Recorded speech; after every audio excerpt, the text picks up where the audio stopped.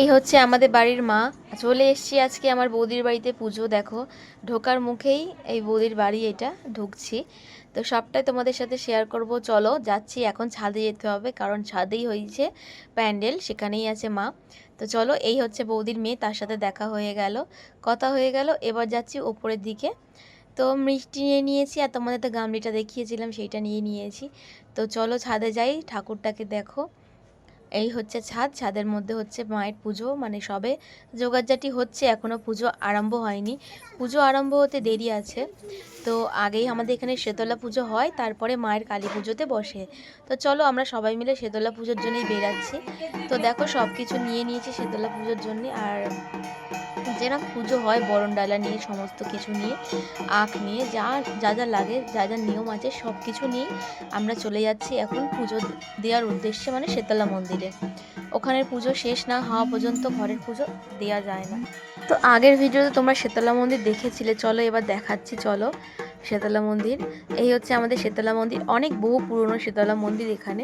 তো বছরে একবার পুজো হয়, আর যার কোনো কিছু হলে এখানে আগে পুজো দেয়। তো এখানে পুজো দিচ্ছি। দেখো এখানে মানে কাপড় নিয়ে এসেছি মায়ের জন্যে, কাপড় দিয়ে কাপড় পরি, আলতা সিঁদুর দিয়ে যেরকমভাবে মানে সাজানো যায়, সাজিয়ে মনের মতন করে সাজিয়ে তারপরে ব্রাহ্মণ পুজোতে বসবে।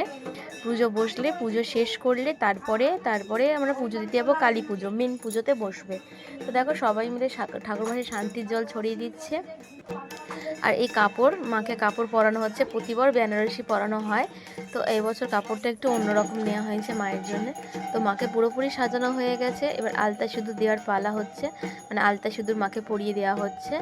পরিয়ে দেওয়ার পর এবার পুজোতে ব্রাহ্মণ বসে গেছে, পুজোটা শেষ হলেই তারপরে চলে যাব মেন পুজোতে। এখন হচ্ছে বরণ করছে, মাকে বরণ করে নেওয়া হচ্ছে।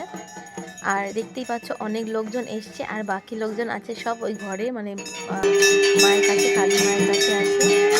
তো অলরেডি পুজো অনেকটা শেষের দিকে, আরতি চলছে, এবার পুজো শেষ করার পালা। পুজো শেষ হয়ে গেলে কেমন লাগছে বলো আগে আমাদের মন্দিরটা, পুজোটা কেমন হয়েছে বলো।